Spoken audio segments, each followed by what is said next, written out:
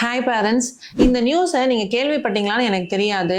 ரொம்ப ஃபேமஸான தொழிலதிபர் ஒருத்தர் குழந்தைங்களுக்கு வரக்கூடிய இந்த ஆட்டிசம் குறைபாடை தடுப்பூசிகளோட கம்பேர் பண்ணி தடுப்பூசி அதிகப்படியாக நம்ம நாட்டில் போடுறதுனால தான் ஆட்டிசம் குறைபாடு வருது அப்படின்னு சொல்லியிருக்காரு. ஸோ இது முழுக்க முழுக்க ஒரு ஃபால்ஸ் அலிகேஷன் அப்படின்னு தான் சொல்லுவோம். ஸோ உலகம் முழுக்க நிறைய ரிசர்ச்சர்ஸ் அண்ட் நிறைய பேப்பர்ஸ் பப்ளிஷ் பண்ணியாச்சு. ஆட்டிசம் குறைபாடு அப்படின்றது குழந்தை பிறந்ததுக்கு அப்புறம் தடுப்பூசி போடுறதுனால கிடையாது அப்படின்றத ப்ரூவ் பண்ணியாச்சு. ஸோ ஆட்டிசம் எதனால வருது?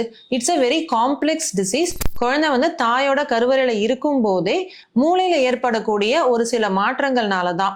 ஸோ குறிப்பா சொல்ல போனோம்னா நியூரோனல் மைக்ரேஷன் ப்ராப்ளம் சொல்லுவோம். அண்ட் மூளையில இருக்கக்கூடிய ஹார்மோன்ஸ், அதாவது நியூரோ டிரான்ஸ்மிட்டர்ஸோட இம்பேலன்ஸ், இதுதான் முக்கியமான காரணம். அண்ட் 100க்கும் மேற்பட்ட மரபணுக்களையுமே ஆட்டிசமோட அசோசியேட் பண்ணி கண்டறிஞ்சாச்சு.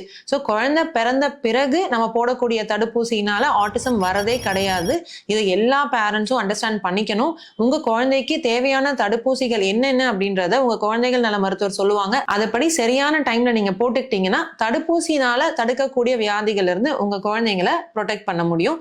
இந்த மாதிரியான அலிகேஷன்ஸ், ஃபால்ஸ் வதந்திகளை நம்பவே வேண்டாம்.